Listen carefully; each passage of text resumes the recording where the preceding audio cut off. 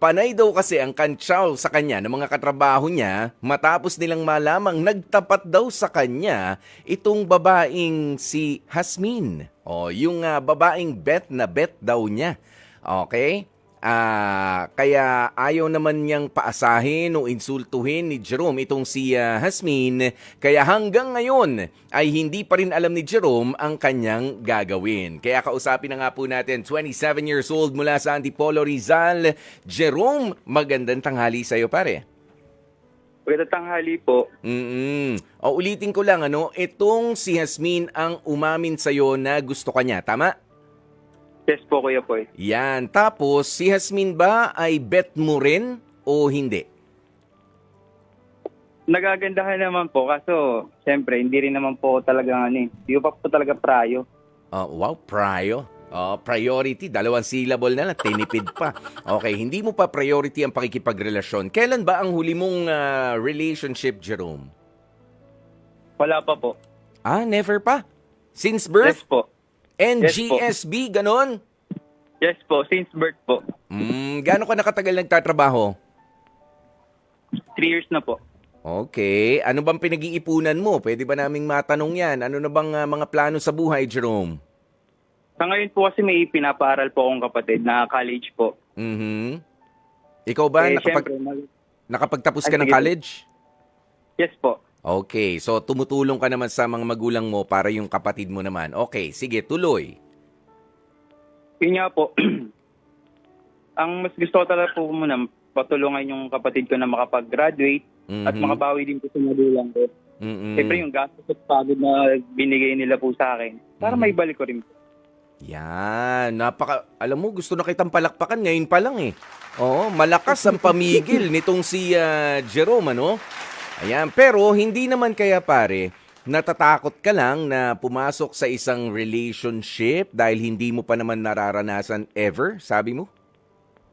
Yes po, possible po na baka masaktan po. Ganyan. Lalo na sa mga kaibigan ko, naririnig ko yung mga gantong kwento. Aha. Parang natatakot na rin po kung mangyari sa akin. Yes, okay. Ayan, kasi syempre hindi naman lingid sa kaalaman ng mga nakikinig at nanonood na no girlfriend since birth nga po itong si Jerome at syempre meron ding takot 'yan at inaamin niya naman sa natatakot. Baka madiskaril kasi Jerome yung mga plano mo. Not really. I think hindi naman doon sa pera na, nako, imbis na itutulong ko sa kapatid ko, ipande-date pa natin kung sakali.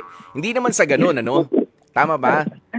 Yes, hindi naman po. Hindi naman sa nagiging madamot tayo. Okay? Ayan, pero baka syempre kapag ka na bad trip, ganyan, o kaya naman naging heartbroken, masisira pa yung mga diskarte sa buhay, di makatulog sa gabi. Yan, yung mga ganyan, di ba? Jerome, mahirap eh. No, baka doon ka lang natatakot. Ayan, pero eto sige, bago tayo magpatuloy, kausapin nga natin, nasa linya mula sa Bulacan, 27 years old din, para sa kanyang astig advice. Di ba? Doon sa mabilis natin pag-uusap na yun, meron ng astig advice itong si Lara ng Bulacan. Lara, magandang tanghali sa'yo. Magandang tanghali din po. Lara, ano ba ang astig advice mo? Bale, yung maipapayo ko lang, mai-advise ko lang sa'yo, Jerome. Mahirap naman talagang busted, lalo na pagbabae na yung yung usapan, di ba? May gusto sa'yo yung girl, Si tapos Yasmin. ikaw is mas priority mo yung work, pero mas okay pa rin talaga na sabihin mo sa kanya mismo. Kasi mahirap naman yung umaasa siya at alam mo naman na meron siyang gusto sa'yo. Lara, Mas maganda yung i-confess mo. Yes po. oo, ikaw ba ay nagkagusto ka na rin sa isang lalaki at ikaw yung naunang umamin sa kanya? Naranasan mo na yun? Yes po. Natanggihan ka na ba? One time. Okay, nasaktan ka ba dun sa pagtanggi sa'yo o nahanap naman ng lalaki yung mga tamang mga salita sa pagsasabi na, Lara, I'm sorry, hanggang kaibigan lang ang may offer ko sa'yo? Ano nangyari? Sa totoo lang po, nasaktan po. Siyempre kasi may feelings na rin po ako. Tapos, yun, parang busted po yung nangyari din po sa akin. And then, mahirap po tanggapin, pero kailangan. Kasi naman po, mag-stay ka sa tao na hindi ka naman po gusto. Yung parang ikaw lang po yung nagmamahal o ikaw lang po yung nag-care. Mahirap po yung ganon. Yung wala pong balik. Okay. So, ano't ano man ang sabihin, kahit na mabulaklak ang dila nung magsasabi, ang pambabasted ay pambabasted pa rin. Tama, Lara? Di ba? Yes Ang po. pagtanggi ay pagtanggi Yes po. pa rin. Kahit direktang pagtanggi, Yes wag lang po. rin masyado namang matatalim yung mga salita, ay tatanggi ka lang rin talaga. Busted pa rin ang ending. Oh, maraming salamat sa iyo, Lara, ha? Yes po. Ayan, inuubo na yata si Jerome. Jerome, inuubo ka. Oh, yan, Jerome. Kailan ba umamin itong si Hasmin ng pagtingin niya sa'yo ng matinding pagkagusto? Itong mga ano po, last 6 months po. Oh, matagal-tagal na, nangangalahating taon na. Tapos sabi mo nga, magkatrabaho kayo nitong si Yasmin. Ano ba yung mga ginagawa niya? Baka naman baka naman wala lang, kinakaibigan ka lang niya at ikaw naman, baka hindi ka kaya nag-a-assume lang na may gusto sa'yo si Yasmin. Umami naman po siya na gusto niya daw po ako. Kailan niya Sabihin ko inamin? po kasi siya. No, di ko na po matandaan kung anong buwan po. Basta 6 months na rin po. Oo. Hindi, anong ginagawa ninyo? Nasa trabaho kayo, nagkikwentuhan, sabay nagla-lunch, o naglalakad pa uwi? Anong eksena? Bali yung kasabay ko po siya umuwi. Kasi isa lang po yung way na dadaanan po. Okay. Kayo ba yung madalas na nagkakasabay o marami rin kayo? Marami po. Grupo po kami. Yun. Tapos sa ganun lang, casual na sinabi niya sa'yo na, alam mo, paano niya sinabi sa'yo? Kwento mo nga kami para kailigin ka. Sige na, Jerome. Sige na. So yun nga po, ang sabi niya lang, bali, may pagkakataon na dalawa lang po talaga kami yung magkasabay.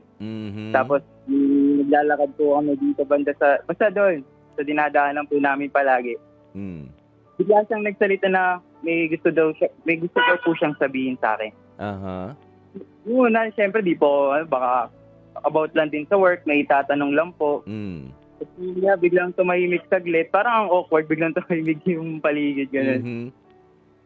Tapos ang sabi niya, gusto kita, patagal na. Di ko lang din, basta gano'n, di ko lang din maamin kaagad. Pero ngayon lang daw siya naglakas ng loob. Oh, okay. Yun lang yun? Anong sinagot mo? Yun lang po. Siyempre, nashock po ako. Di pa ako sanay mag-entertain sa gano'n kasi tulad nga, wala pa po akong nagiging girlfriend or may nagko-confess. Kumbaga siya lang din po yung una nag-confess. So, ganito, Jerome, tinuloy mo pa rin naman at hindi mo siya basta iniwanan kasi na-shock ka mo eh. Hindi naman. Hindi naman po, siyempre. Out of respect pa rin naman bilang ka-work. Kumusta nung mga sumunod na araw? Nagkakasabay pa rin kayo? Nagkakausap pa rin? Nung mga unang linggo medyo nagkailangan, ganun po.